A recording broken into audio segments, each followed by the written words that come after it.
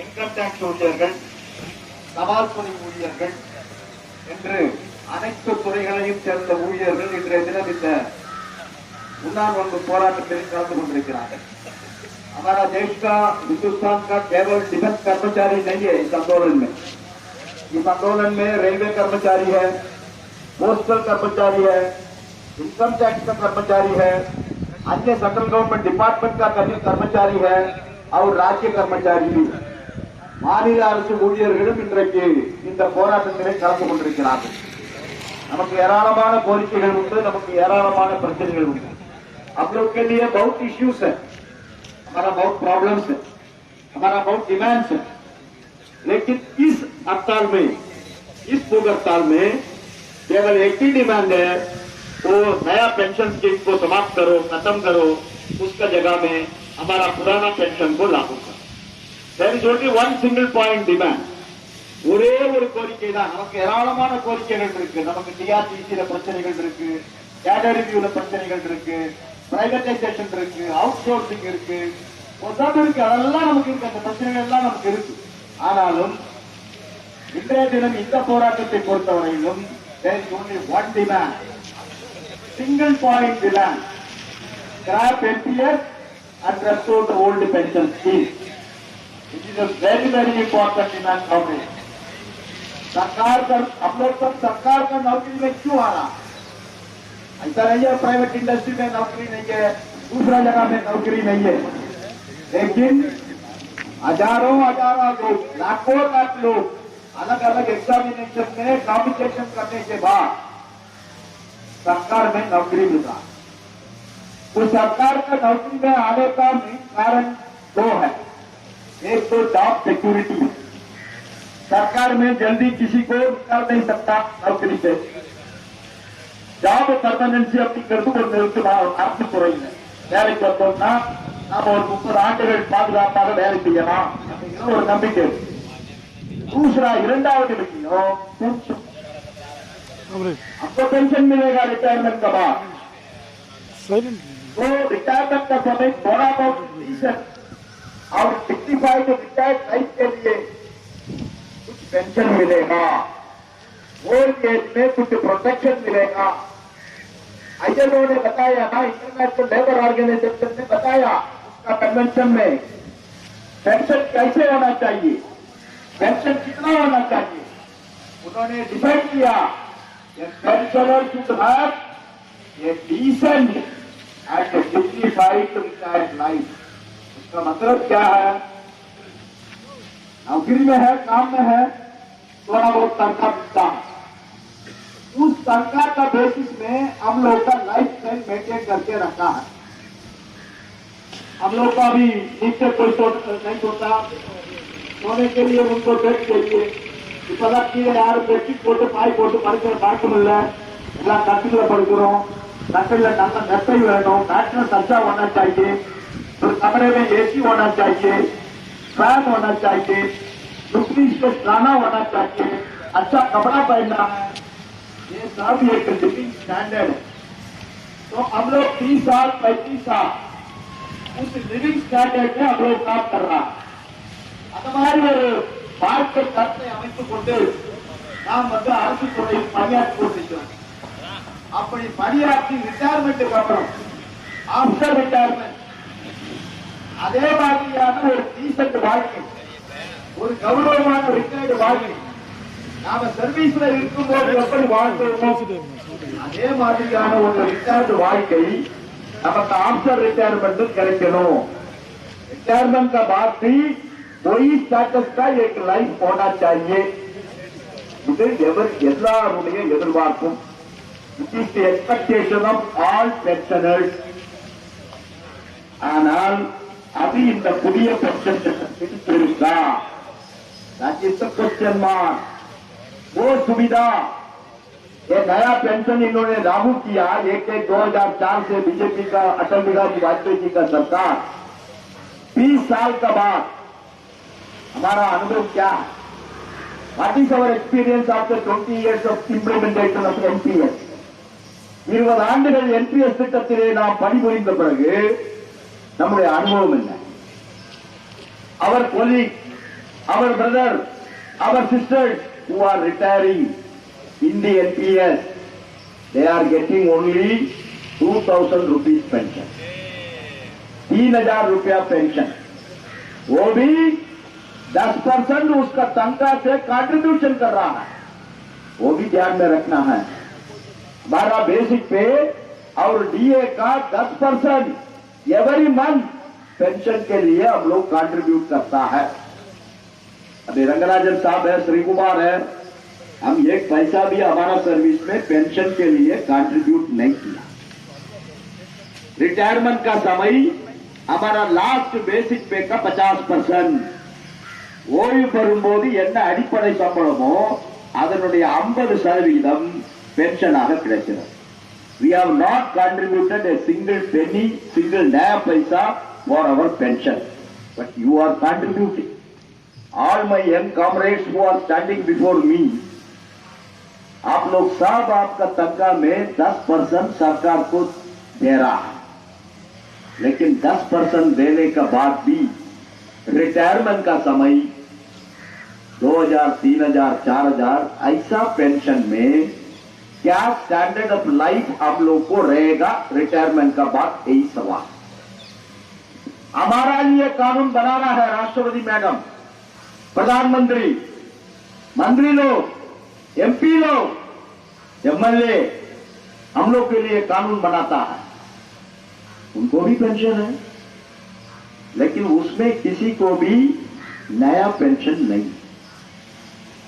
इतना एमपी लोग हैं हमारा देश में, इतना मिनिस्टर है, प्रधानमंत्री है, प्रेसिडेंट है, सभी लोग हैं।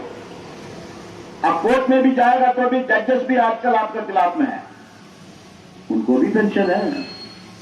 5 साल जज रहो, पूरा जिंदगी पेंशन है। लेकिन अब 30 साल 35 साल काम करने के बाद हमको पेंशन नहीं मिलेगा। हम कंट्रीब्यूट करने के बाद भी நம்முடைய சம்பளத்துல 10% மாசா மாசம் கொடுத்த பிறகும் நம்ம ரிட்டையர் ஆனா நமக்கு पेंशन இல்ல। We have to fight. हम चुप बैठने में कैसे होगा? हम फाइट किया, इसलिए कुछ सुविधा एनपीएस में हुआ। एनपीएस तब लागू हुआ, ग्रेच्युटी नहीं था, ग्रेच्युटी नहीं था। फाइट किया हम लोग, तो ग्रेच्युटी का सुविधा हो गया। सर्विस में एनपीएस का कर्मचारी வேலை செய்யும் போது सर्विस में अचानक उसका डेथ हो गया, उसका फैमिली को फैमिली पेंशन का सुविधा एनपीएस में नहीं। फैमिली पेंशन उடைய அந்த प्रोविजन இந்த புதிய पेंशन திட்டத்தில் இல்ல। हम लोग ने फाइट किया, एआईडीएफ ने लड़ाई किया, एआईडीएफ ने संघर्ष किया। उसका बाद सरकार का पास कोई ऑप्शन नहीं था, उन्होंने ऑर्डर इश्यू किया, वाइल इन सर्विस एक एनपीएस कर्मचारी का मृत्यु हो गया तो उसका फैमिली को फैमिली पेंशन मिलेगा पुराना पेंशन का अनुसार। लेकिन रिटायरमेंट का बाद एनपीएस कर्मचारी तो मरेगा, मरना तो चाहिए, आज नहीं तो कल मरेंगे। लेकिन एनपीएस कर्मचारी रिटायरमेंट का बाद उसका डेथ हो गया तो उसका मैडम को फैमिली पेंशन नहीं मिली। आज पुराना पेंशन में कितना सुविधा है कॉमरेड्स। अभी आप लोग को डीए मिलता है साल में 2 दफा, उस डीए पेंशनर को भी मिलता है, हमको भी मिलता है। लेकिन एनपीएस में कोई डीए का सुविधा है? महंगाई को कॉम्पनसेट करने के लिए डीए देता है, तो compensate the price rise DA is given.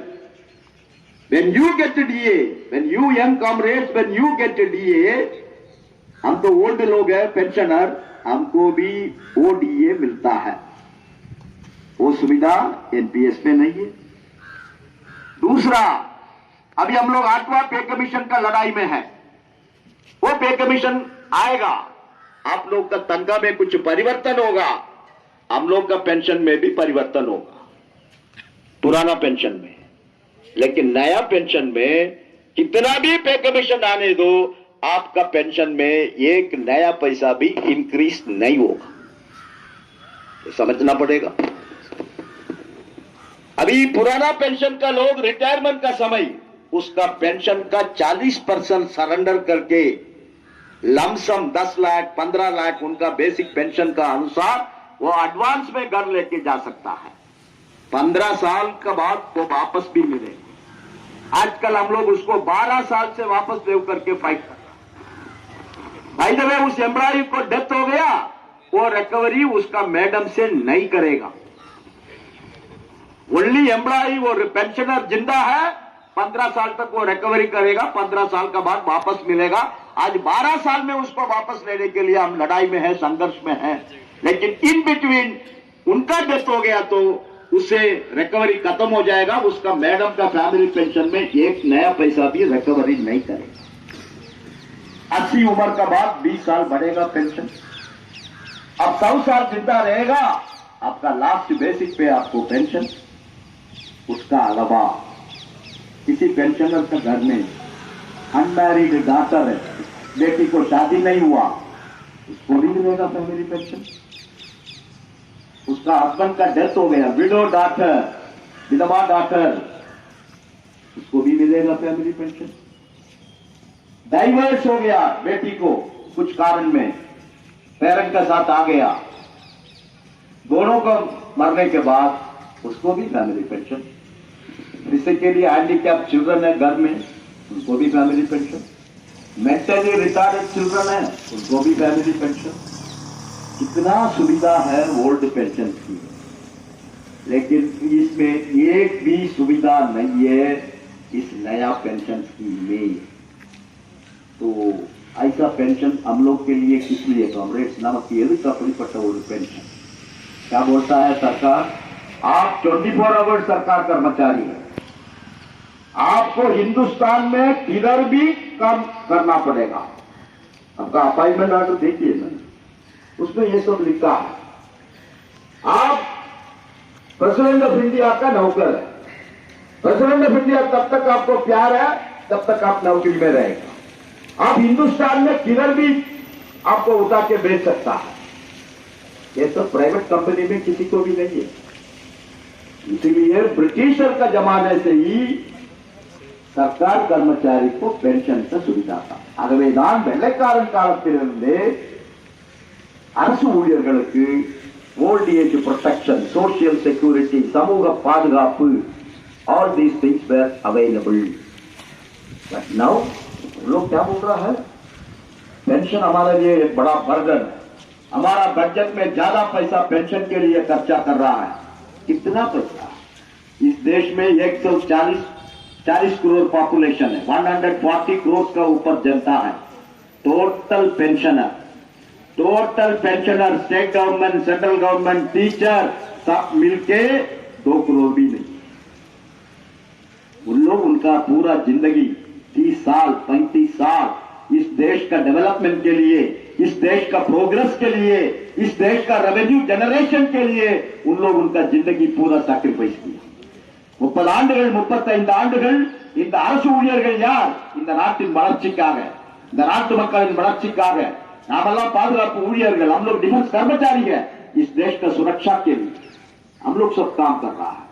तो ऐसा कर्मचारी को रिटायरमेंट के बाद WHO क्या बोल रहा है, वर्ल्ड हेल्थ ऑर्गेनाइजेशन, आज इंडिया का हमारा जनता का एवरेज उम्र है, लॉन्जिविटी बोलता है अंग्रेजी में, वो 70 ईयर्स। उसका मतलब 10 साल ही रहेगा ना। तो वो 10 साल भी तुमको टेक केयर करने के लिए तुमको पावर नहीं है, अधिकार नहीं है, ये कैसे चले? सरकार ने खुद एक कानून पास किया पार्लियामेंट में, सीनियर सिटीजन प्रोटेक्शन एक्ट। उसका मतलब हम है, हमारा पिताजी माताजी को देखने का जिम्मेदारी हमारा है। उन्होंने कोई पुलिस स्टेशन में कंप्लेंट किया, हमारा बेटा हमको नहीं देख रहा है, हमारा बेटा हमको खाना नहीं दे रहा है, हमारा बेटा हमको हरास कर रहा है, वो पुलिस आके आपको अरेस्ट करके जेल में डालेगा। वो कानून है। Domestic violence act, protection act भी है, सीनियर सिटीजन प्रोटेक्शन एक्ट भी है। आप जनता को बोल रहा है, ये सरकार जनता को बोल रहा है, आपका पिताजी को प्रोटेक्ट करना आपका जिम्मेदारी है। उंगा अप्पाவை நீங்க பார்க்கணும், உங்க அம்மாவை நீங்க பார்க்கணும், பார்க்கலன்னா உங்களை போலீஸ் ஸ்டேஷன்ல கம்ப்ளைண்ட் பண்ணா அரெஸ்ட் பண்ணி உள்ள தள்ளுவோம் அப்படின்னு you are telling the people. இந்த நாட்டில் எல்லாரையும் பார்த்து சொல்றேன், लेकिन सरकार को कोई जिम्मेदारी नहीं है सीनियर प्रोटेक्शन को देखने के लिए। उनके लिए काम किया ना, यारुक्काக வேலை செய்தார்கள், அரசுக்காக வேலை செய்தார்கள், மக்களுக்காக வேலை செய்தார்கள்। उन्होंने काम पूरा किसके लिए किया? देश के लिए, देश की जनता के लिए, सरकार के लिए। लेकिन उनका एज, ओल्ड एज में उनको प्रोटेक्शन करने का सरकार का कोई जिम्मेदारी नहीं है। ये कैसे बोल सकता है कॉमरेड्स? इसलिए ये लड़ाई है कॉमरेड्स, इसलिए ये संघर्ष है। सुप्रीम कोर्ट ने बोला pension is not a bounty, pension बिग नहीं है, pension is not an ex gratia payment, pension is not at the mercy of the employer, pension is the fundamental right of every government employee. ये supreme court का 5 जज, आज का chief justice है ना चंद्रचूड़ सुप्रीम कोर्ट का, उसका पिताजी वो भी 1982 में सुप्रीम कोर्ट का चीफ जस्टिस था। उनका चेयरमैनशिप में 5 जज बैठ के उसको बोलता है कॉन्स्टिट्यूशनल बेंच, அரசியல் அமைப்பு அமர்வு। उन्होंने बताया pension is not a bounty, pension is not an ex gratia, pension is not at the mercy of the employer, pension is not something which is paid because of the sweet will of the employer, pension is the fundamental right of every government employee. सो हम किस लिए लड़ाई में हैं? उस अधिकार के लिए, उस अधिकार के लिए। हम बुढ़ा होने के बाद, आजकल आपको मालूम है हमारा देश में, विदेश में पहले भी नहीं था, लेकिन हमारा देश में जॉइंट फैमिली सिस्टम था। 10 लोग 15 लोग एक ही घर में रहता था, किसी को नौकरी नहीं है, दूसरा उसको सपोर्ट करता था, उसका बच्चा लोग को एजुकेशन वो लोग देखता था। आजकल जॉइंट फैमिली किधर है? अभी बहुत पेंशनर को हम देखता है, वो क्या बोलता है, बेटा अमेरिका में है, बेटी लंदन में है, बेटा दुबई में है, नहीं तो इंडिया में भी है तो भी वो उसका साथ नहीं है। कारण वो उनका फैमिली है, उनको उनके लिए अदर प्रॉब्लम्स है। तो ऐसा परिस्थिति में एक सरकार कर्मचारी पेंशनर होने के बाद वो उसका बेटा का ऊपर, बेटी का ऊपर क्यों डिपेंड करने का क्या जरूरत है? तो गवर्नमेंट का कोई जिम्मेदारी नहीं है। The government doesn't have any responsibility towards its own employees. Therefore comrades, ये लड़ाई है, ये संघर्ष है। हम आपको आश्वासन देना चाहते हैं। बहुत लोग हमको पूछता, पत्रकार भी पूछता है, अभी देखो राजस्थान स्टेट गवर्नमेंट ने एनपीएस को वापस किया, छत्तीसगढ़ गवर्नमेंट ने वापस किया, लेकिन सरकार वापस नहीं है। उधर बीजेपी आ गया, तो पार्लियामेंट में भी बोल रहा है इलेक्शन के लिए पेंशन कोई विषय नहीं, pension is not a matter for election. तो हमारा सरकार का पॉलिसी क्लियर है, हम वही नया पेंशन में चलेगा। लेकिन पेंशन भी एक विषय है। उसी राजस्थान में, आज का न्यूज़पेपर देखा आपने, उसी राजस्थान में उस समय तो असेंबली इलेक्शन हुआ, उस इलेक्शन में एक कांग्रेस का कैंडिडेट का डेथ हो गया, उसका वजह से उस कॉन्स्टिट्यूएंसी में चुनाव नहीं हुआ। बहुदिन தேர்தல் நடக்கல, इलेक्शन वॉज पोस्टपोन। बीजेपी आ गया, मुख्यमंत्री बन गया, अभी चुनाव हुआ, उधर बाई इलेक्शन हुआ। एक मिनिस्टर, बीजेपी सरकार में उसको मिनिस्टर बनाया, लेकिन वो एमएलए नहीं है। हमारा देश का संविधान का अनुसार 6 महीने का अंदर एमएलए बनाना पड़ेगा, नहीं तो खत्म हो जाएगा मिनिस्टर का पोस्ट। तो मिनिस्टर बनाया विदाउट एमएलए, उसको बोला उस कॉन्स्टिट्यूएंसी में आप कंटेस्ट करो। अब तो சொல்றாங்க நீ அந்த தொகுதியில போய் நின்னு எம்எல்ஏ ஆகி அப்புறம் मंत्री पदवी ஏத்துக்கோ, मंत्री ஆக்கிட்டான்। That fellow contested. अब चुनाव का रिजल्ट आ गया, 1 महीने का अंदर उस कॉन्स्टिट्यूएंसी में बीजेपी का कैंडिडेट 12,500 वोट में हार गया, कांग्रेस जीत गया। तो अभी आप क्या बताएंगे? तो ये सब देखो, ये डेमोक्रेटिक कंट्री है, कोई परमानेंट नहीं है। एक जमाने में बोलता था, हम लोग का जमाने में, हम लोग स्टूडेंट्स लाइफ पे इंदिरा गांधी का प्राइम मिनिस्टर था, इमरजेंसी लेके आया, उनका नेता लोग बोलता था Indira is India, Indira is India. दोनों हमारा मैडम है, उसी मैडम हार गया चुनाव में। राजनारायण ने उसको चुनाव में हराया, वो चले गया, दूसरा गवर्नमेंट आ गया। ये सब इतिहास है। इतिहास का पन्ना में ये सब लिखा है। सरकार को ये समझ में आना चाहिए, सरकार को मालूम होना चाहिए, हमारा दादागिरी ज्यादा दिन नहीं चलेगा। देयरफॉर कॉमरेड्स, हम राजनीति नहीं बोल रहा हूं, कारण हम सरकार कर्मचारी है, लेकिन अल्टीमेटली पेंशन कौन विड्रा किया, वो तो राजनीति है। அரசியல் தானே, அரசாங்கம் தானே நம்முடைய पेंशனை பறித்தது। उन लोग ही हमारा पेंशन वापस कर दिया, विड्रा कर दिया। अभी उस पेंशन को वापस मिलने के लिए हम लोग लड़ाई में हैं, संघर्ष में हैं। पूरा हिंदुस्तान में सरकार कर्मचारी आज भूख हड़ताल में है। ये भूख हड़ताल एक अंतिम नहीं है, आने वाला दिन तो अनिश्चितकाल हड़ताल, indefinite strike we are going to do. It is only a preparation for that. हमारा तो आने वाला दिन का अनिश्चितकाल हड़ताल का तैयारी है। इस भूख हड़ताल हमारा सीबीआरडी का साथी लोग उन खुद सैक्रिफाइस करके, भूख हड़ताल का मतलब क्या, मैनेजमेंट को कोई प्रॉब्लम नहीं है, उनको कोई तकलीफ नहीं है। हम खुद गांधीयन मेथड में हम खुद हमारा खाना बॉयकॉट करके, हमको खुद सेल्फ हम प्रॉब्लम क्रिएट करके हम भूख हड़ताल में बैठा है। तो उस सभी साथियों को all India defence employees federation की तरफ से हम अभिनंदन करता हूं, उनको बधाई देना चाहता हूं। आप सबको हम धन्यवाद देना चाहता हूं, कारण इतना समय होने के बाद भी अगस्त तक में हमारा कितना साथी बैठा है, उनको सॉलिडारिटी एक्सप्रेस करने के लिए आप लोग सब इधर खड़ा है, हमारा डिमांड को सपोर्ट कर रहा है। आने वाला दिन अनिश्चितकाल हड़ताल में हम लोग जाने का समय आप सब मदद करना पड़ेगा, कारण ये आपका पेंशन का इश्यू, आपका ओल्ड एज का इश्यू, आपका भविष्य का इश्यू, उसके लिए ये लड़ाई को आगे लेके चलना है। We have to fight and I am confident comrades, we will win and we will restore the old pension scheme, we will restore the guaranteed pension scheme, and we have to continue our fight. With this message, I once again congratulate you all, comrades. Thank you very much.